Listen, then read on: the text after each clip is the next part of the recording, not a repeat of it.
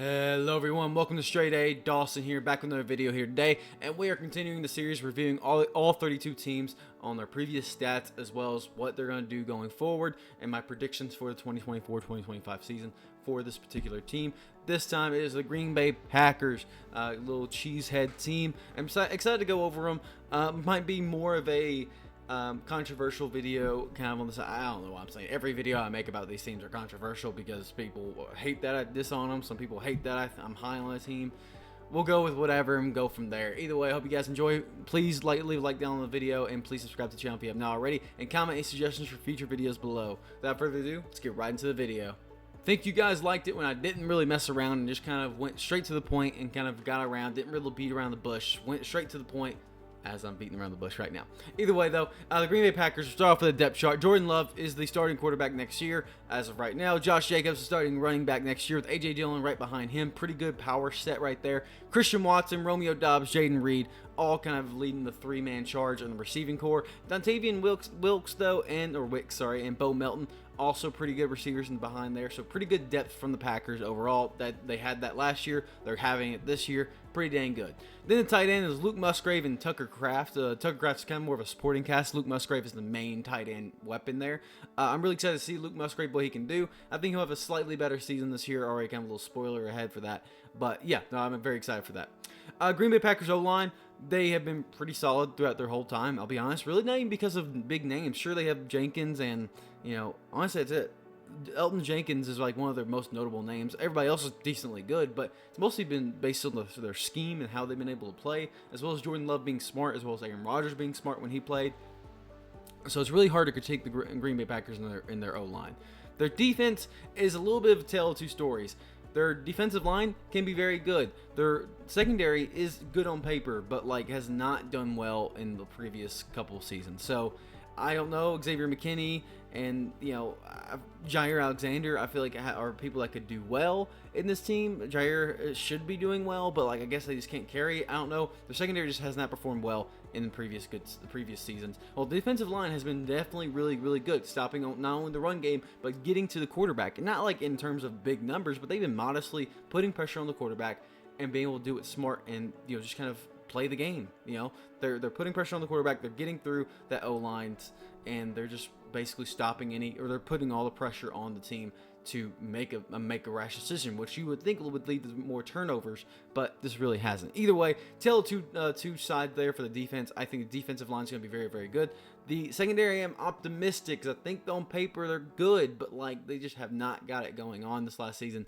So we'll see. I think the Packers are going to be in a really rough spot here this next season. With their division getting harder.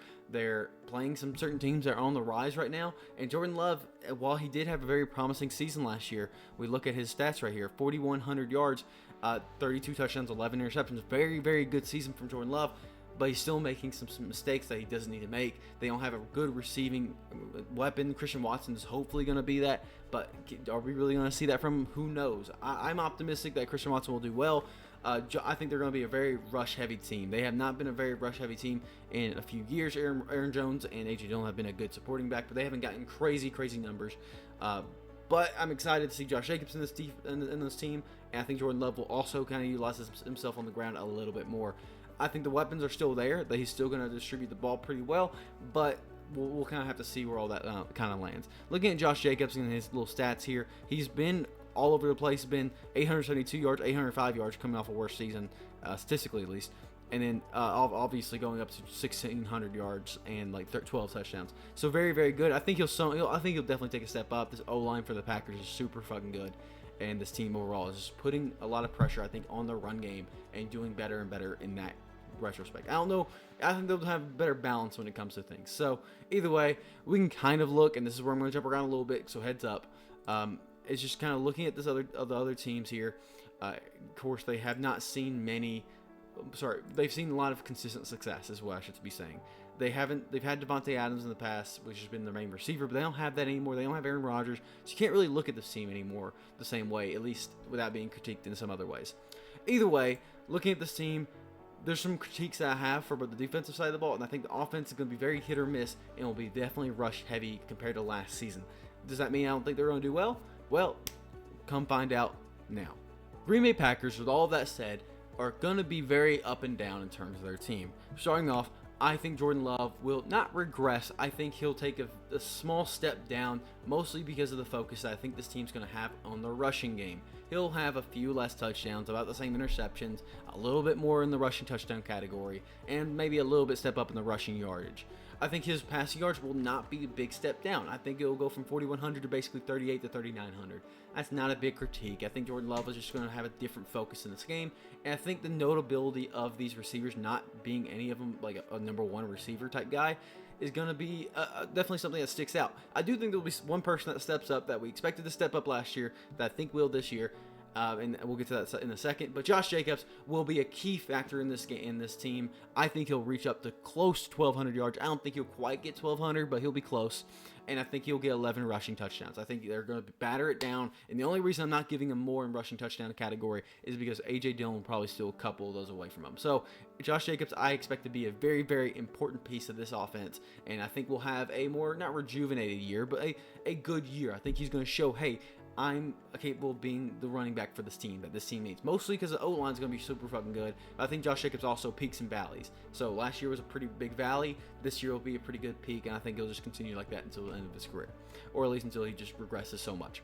Either way, I'm excited to see Josh Jacobs run on this team. But I'm also excited to see Christian Watson come back. And I hope he is a focus point. I like Christian Watson.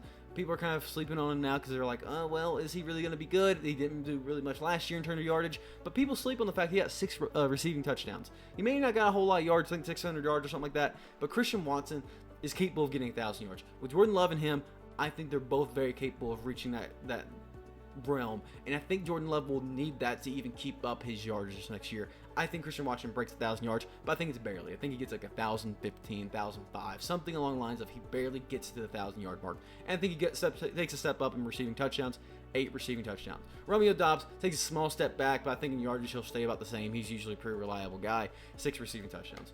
Then you have Jaden Reed, who's usually the wide receiver 3. I'm sure he'll get similar numbers to Romeo Doubs. Jaden Reed, I see being more of the yardage guy, and Dobbs being more of the receiving touchdown guy. So we'll see how that actually ends up being. Jaden Reed's very talented, but I decided not to put him on the list, but he wouldn't be much different than Romeo Doubs. Luke Musgrave, unfortunately, I think he'll be reaching the 700-yard mark, but probably more in the 500 yards category, and he'll get like 2 receiving touchdowns. I think that as much as that Jordan Love needs a good, reliable tight end, I think Luke Musgrave will both kind of satisfy that role, but not satisfy that role, because I think he'll be really big priority for the rushing ability of this team. So I think he'll get a little bit of love, but it's not as much love as I hope he does. So less than 700 yards, 2 receiving touchdowns. Then the O-line. The O-line has been amazing this last year. Again, I don't know how accurate the stats I found were for the categories I made, but less than 30 sacks is one of the best categories for O-lines. So I'm going to put them in one of the better O-lines for the category, but I don't know if they're going to get less than 30 sacks necessarily, or but only allow 30 or less sacks. So either way, I think they're going to be one of the better O-lines in the league. I think their defensive line is going to be somewhere in the middle, 45 to 54 sacks. Pretty modest, pretty reliable. This defense is going to put a lot of pressure on any QB looking to try to make a move. Then we got interceptions. I debated on putting them in the next category, which I think is like 11 to 12 or something like that, or 10 to 12 or whatever. I decided not to because, again, I'm not too sure how accurate my previous interception categories have been, but I just don't see them taking a step up. Jair Alexander, I think, is good, but I think he's a shell of his former self. Xavier McKinney's not really, I don't see doing big interception numbers, and I think the rest of the team will just kind of fall in line. I think they'll get dangerously close, and they could get to 10 or 11. I just don't see them making a big jump to 12, 15, 16, 17, et cetera, et cetera. I think the defensive line is going to really carry this team, and I think that this secondary might get burned in a lot of cases, purely based on what we saw last year, not even because of the names. If this was name value alone, I'd probably go up to 12, 13, 14 category, but I got to pick some secondaries to be some of the lesser in the league, and I think the Packers are just going to unfortunately have the weakest link be their interception numbers, as well as their secondary in general. Then, of course, we have to talk about their record. And this is where people will hate me. This is where all the cheeseheads are going to combine and say, you are wrong, and I may be. I have to choose some teams to be pretty mediocre. There's a certain amount of teams that get up here, there's a certain amount of teams that go down here, and there's a whole lot of damn teams that end up 7, 8, 9 wins. And that's the category I'm putting the Green Bay Packers, 7 to 9 wins. Let's break it down. The Bears and Lions are going to be some tough competition, and I believe genuinely the Vikings could split with the Packers. As a result, I conceded that it's going to be 3-3 record for the Packers. This is a tough division. These are divisions that really, really suck to really try. Now, people are going to say they own the Bears. The Bears are a completely different team. I think the Bears will at least split with them this year. I think the Lions could sweep them, and I think the Vikings could split. So it could go anywhere from 2-4 to 4-2, whatever you want to say.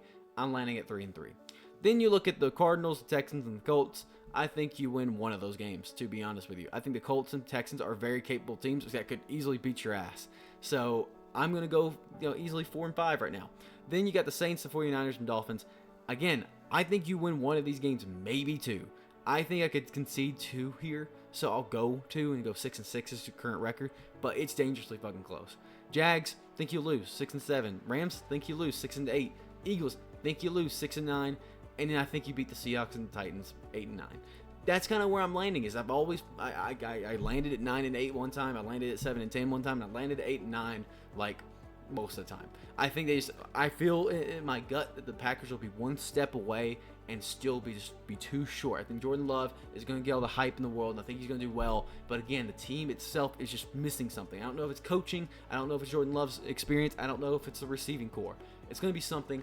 Christian Watson, I think, will be an important step up for this team to make this big jump, or to make make that jump over the edge, and he could be the difference maker from them going 8-9 to 9-8 to even 10-7.